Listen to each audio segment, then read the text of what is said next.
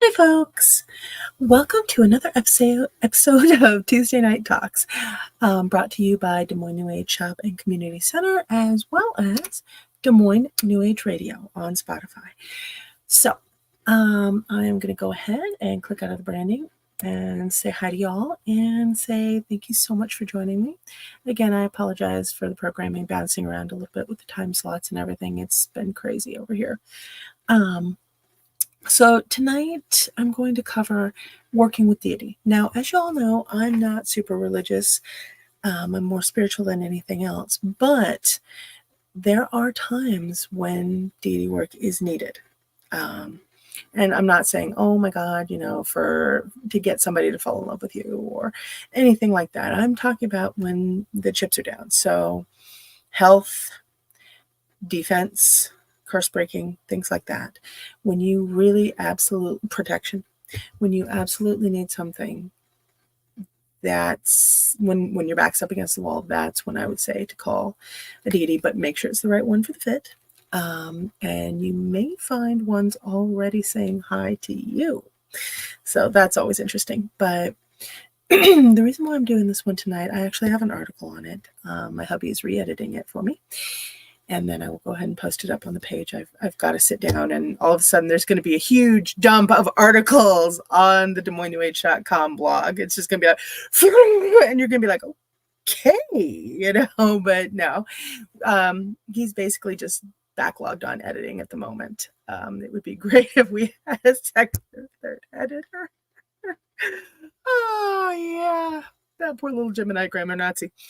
Anyways, but at least he's using his grammar Nazi powers for good, right? Anywho, I wanted to do a video because I get questioned on this quite a bit. And while I do not recommend this recreationally, I do believe it is necessary information to be out there and to be able to do it safely.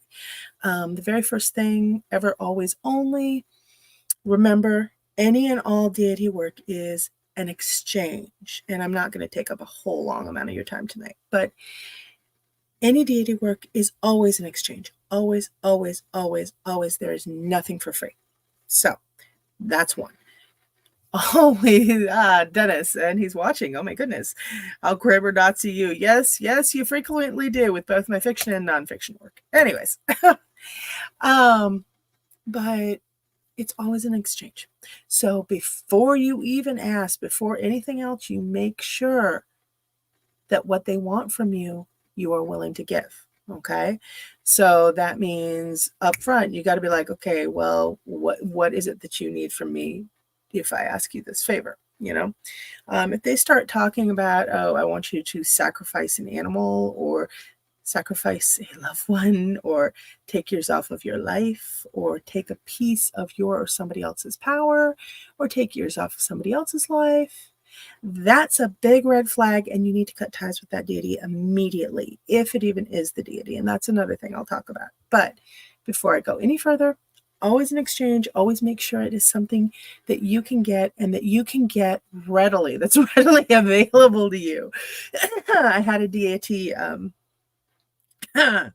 yeah, I was doing some work for somebody else, and it was an urgent situation, and I went, okay, I promised whatever. I got off very late with her, but I have still not been able to find what she was looking for. So that was her little lesson to me of that's a big wake up call. I'm just glad it was her, not anybody else. But yeah, no. So always make sure it's readily available and that you can actually access it. But the very first thing on any deity journey is to open up a dialogue with the deity. And the very first thing you do with that is open up a dialogue with your spirit guides. Now, for them, they've had a dialogue with you. Well, they've had a very single-sided dialogue with you, maybe a monologue with you, ever since before you were born. Right now, it's just more about opening up your end of it. So they're like, listen, and you're like, what? I feel wind blowing. And you want to get that to, oh, okay, you're talking to me. Oh, okay, I get this now. And then the second part of that is actually just clearing your mind enough to start a dialogue up with the deity so they can communicate with you clearly. Now, the reason why I go back to spirit guides so often, spirit guides, think of them as your support and guardian team, okay? They are not going to interfere with your lessons in this lifetime because, you all signed a contract. You have to learn these lessons. They have to help you. It's a big learning process. But they are not here to just let you get hurt. Oh, hold on. Dennis has more to say. Clearly, lol. Okay. I'm not sure what clearly is about, but context, Dennis. Anyway. And I think I'm coming down with a cold. But anyways, seasonal change. You know how it goes. Strange pollen in the air. But one of the things you want is to have that team readily available to you and the lines of communication open so they can step in and say, hey, no, this is not a good idea. Because a lot of people I know and a lot of my clients, a lot of the clients that come into the shop, they will step into something because they read it in a book or they saw it on TikTok or something like that, and they're going to get in way over their head. And they're also, the other thing I will mention, a couple of things here. One, and I did make notes because I knew my brain is so foggy right now, but one of the things I will mention, make sure it is the actual deity you are talking to. And people ask me how, and I'm like, really calm down and listen to your gut instinct. Don't gaslight yourself.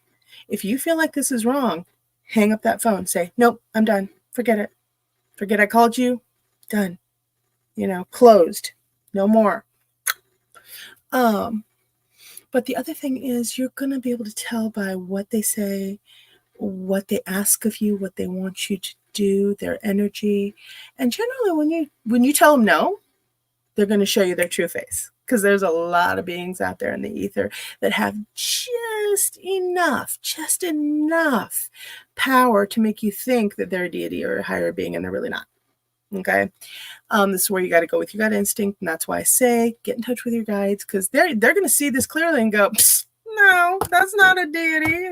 That's some bum that died about 3,000 years ago. That's what that is. Go back to bumming on the spiritual highway, and you're going to be like, what? They're going to be like, yeah, that crusty toad needs to kick it. But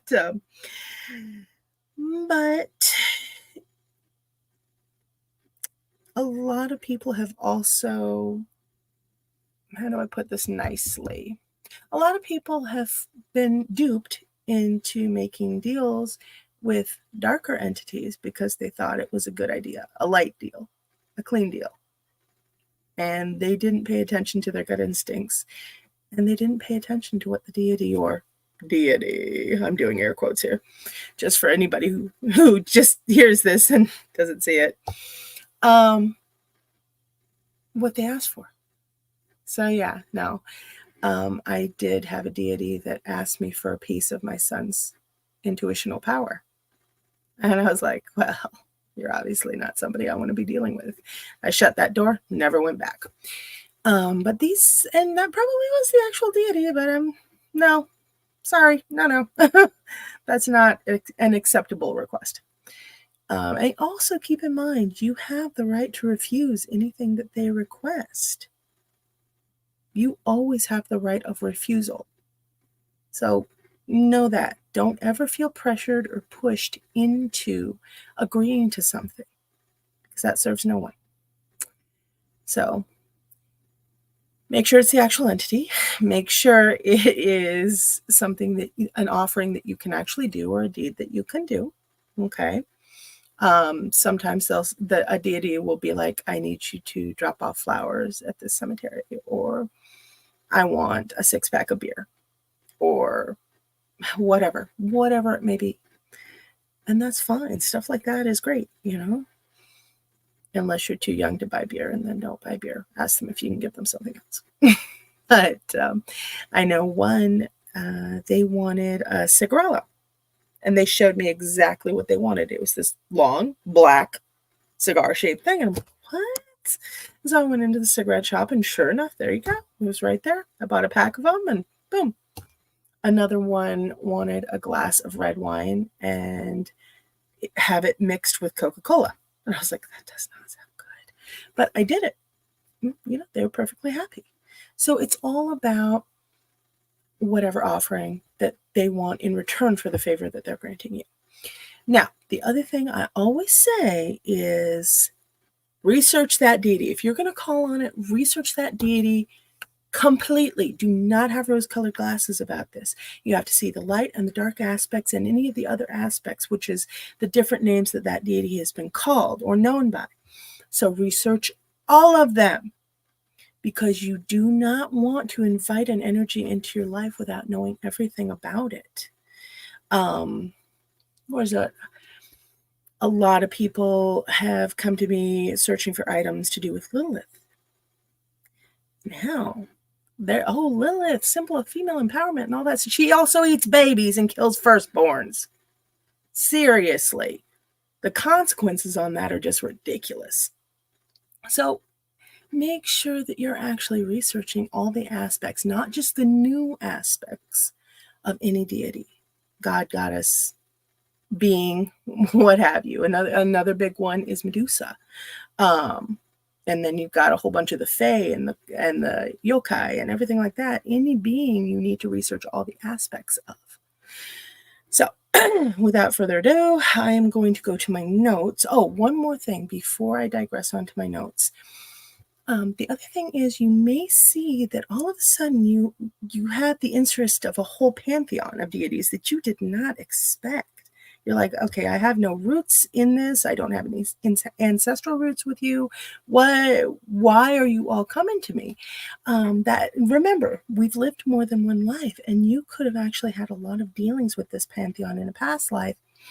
Either that, or they see what you're doing in this lifetime or what you will do, and they want to give their support to it. And that's absolutely awesome. And remember, with supernatural beings, supernatural entities, deities, anything, they don't see time as linear. They see it as a big bubble. Linear time is for the human mind's benefit, so we don't go kind of woo-woo. So for them, they're able to pick up on what you're going to be doing, the path that lies ahead of you. And they may be like, you know what, that is awesome. I can get behind that. I want to support this person. So that may be why the pantheon that you did not expect is coming to you. Remember to be embracing of it. Without further ado, let me just make sure I've covered everything. Yep. Always consult your spirit guides when starting to work with a deity or a spiritual being. Okay. And again, they're there to be your support system, your support team. Yeah, they might let a little bit bad happen to you to learn lessons, but it's not going to be that bad. They don't want to see you get hurt. Now, a lot of people have asked me, what is communicating with deity like? Well, it's a lot like communicating with most of your other spirit world. They communicate in thoughts, pictures, feelings, images. It's a crazy way to communicate. I mean, the metaphysical is all subjective, so it might come differently for someone else, but this is what I've experienced. And a few of the other psychics around me have as well. But it's got a different quality to it. When they're speaking, it's almost like there's a heaviness, kind of a warm presence, but a heaviness, letting me know that there's something a little bit larger spiritually there, than your garden variety, just the dead or a fae or anything else. These guys, they carry with them a little bit more presence, a little bit more pressure. They kind of tend to fill up the room, if you know what I mean. And they're actually really interesting. Most of them are very fair, very honest, sometimes stern, but only when necessary and warranted. They're actually, most of the ones I've had communication with, they've got a lot of patience and they're actually pretty cool. Now, some do have a judging process before they will work with you. They will actually look into your soul and weigh and measure what's in it. And that way they can see if your intentions are honorable.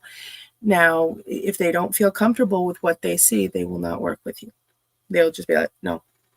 And I completely understand that. It's actually a very smart process, a screening process, if you will.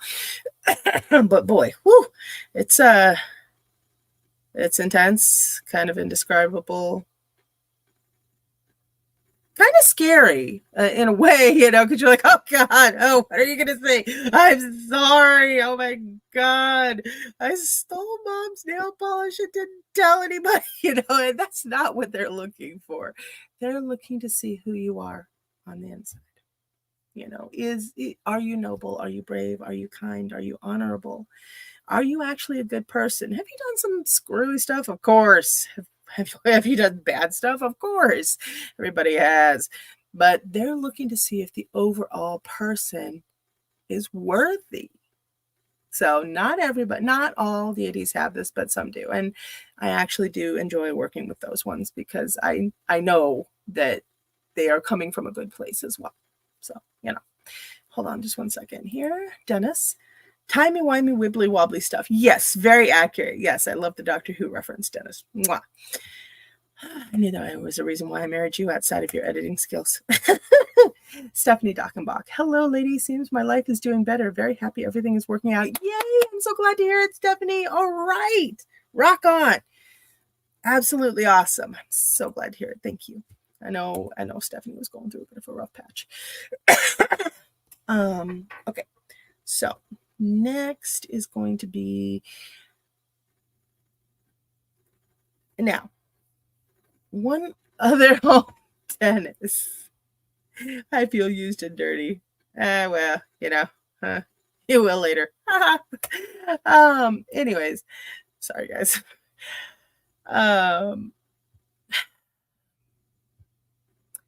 Deities generally, if you're working with the right ones, if you are on the right wavelength, they are very honest. But if they are ever very harsh and cruel to you for no reason, if they haven't tried everything else to get through to you and this is the only thing that can whack you upside the head, so to speak, if they're harsh, if they're cruel, they're just downright nasty for no reason, cut ties immediately.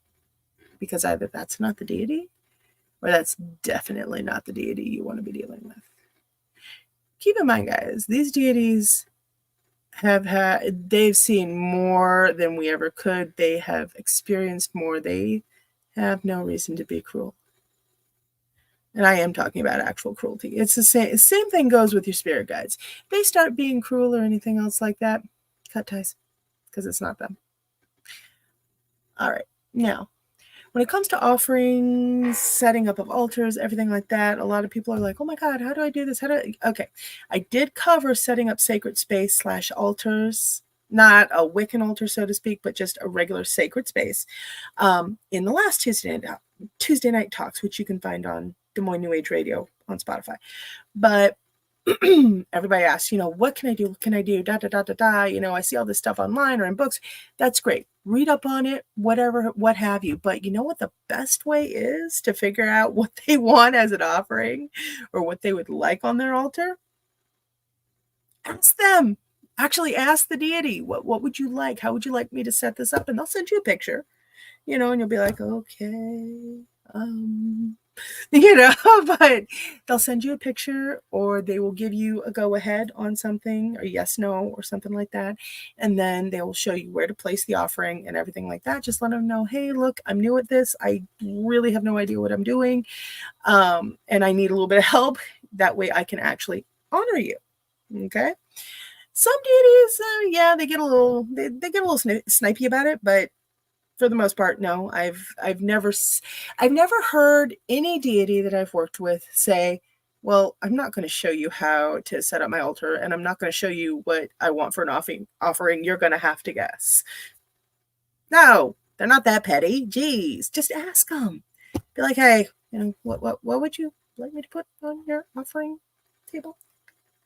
Now, as far as the offering stuff, in my last video, I did a whole video on it, so I'm just going to do a quick thing.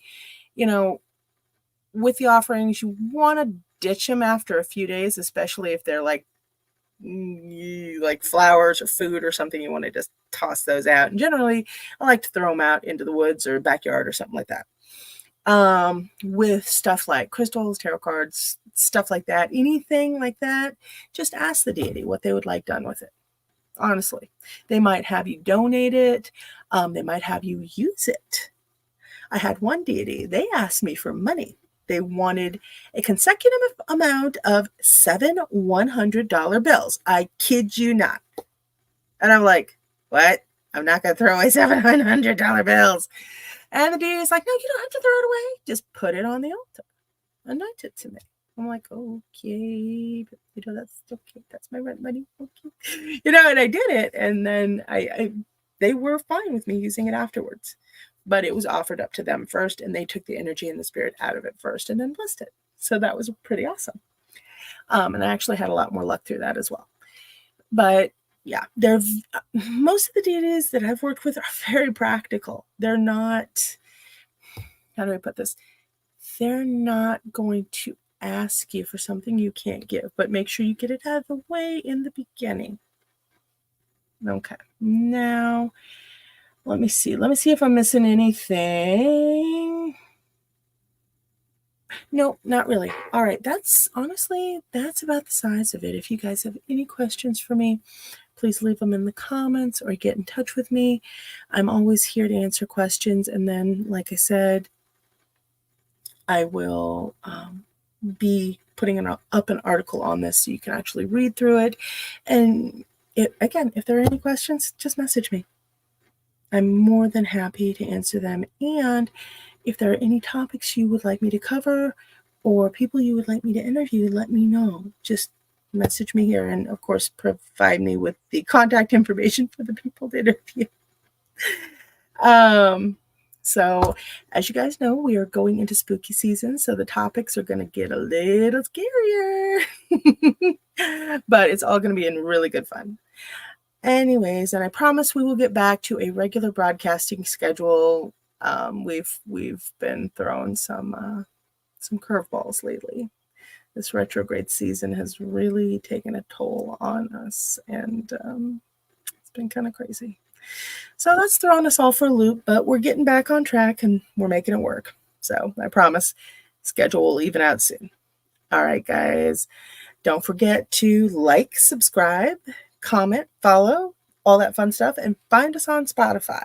The link should be in the description on Facebook or YouTube. And with that, I am going to bid you all a very, very good night, because this actually ran a bit longer than I wanted it to. But I love you all, and I hope this helped. Mwah. Have a great night. Toodles. See you next time.